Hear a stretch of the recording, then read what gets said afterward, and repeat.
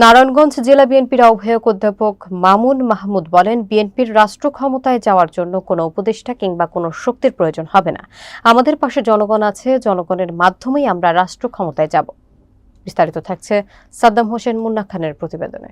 শহীদ পরিবারে হত্যাকারীদের বিচারের দাবি আমাদের প্রাণের দাবি। এটা বিএনপির দাবি। স্বৈরাচার আওয়ামী লীগে আর এদেশে রাজনীতি করতে পারবে না। গণ অভ্যুত্থান এবং রাষ্ট্র সংস্কার শীর্ষক আলোচনা সভা এবং চিত্র প্রদর্শনীতে প্রধান অতিথির বক্তব্যে তিনি এসব কথা বলেন। রবিবার রাত ৮টায় নারায়ণগঞ্জ সিটি কর্পোরেশন ৩ নম্বর ওয়ার্ডের মুক্তিনগরেও গ্রিন গার্ডেন রেস্টুরেন্টে ঢাকা বিশ্ববিদ্যালয় ছাত্র দলের সাবেক এবং বর্তমান নেতৃবৃন্দ কর্তৃক চিত্র প্রদর্শনী ও আলোচনা সভার আয়োজন করা হয়।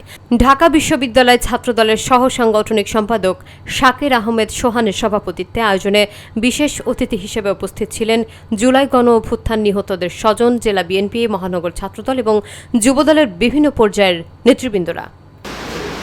আজকে আমি এই কথাগুলো এই জন্যই বললাম, আমরা আজকে দেখতে পাই ২৪-এর গণ আন্দোলনের পরে এবং ফ্যাসিবাদের পতন ঘটানোর পরে এই ২৪-এর ফ্যাসিবাদের আন্দোলনের পর গত ১৫ বছর বিএনপির নেতাকর্মীরা জীবন দিয়ে, রক্ত দিয়ে, মামলাকে হামলার শিকার হয়ে এই প্লট রচনা করেছে।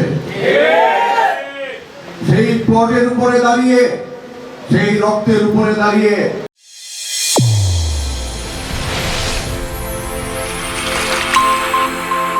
চ্যানেল A1 হৃদয়ের স্পন্দন।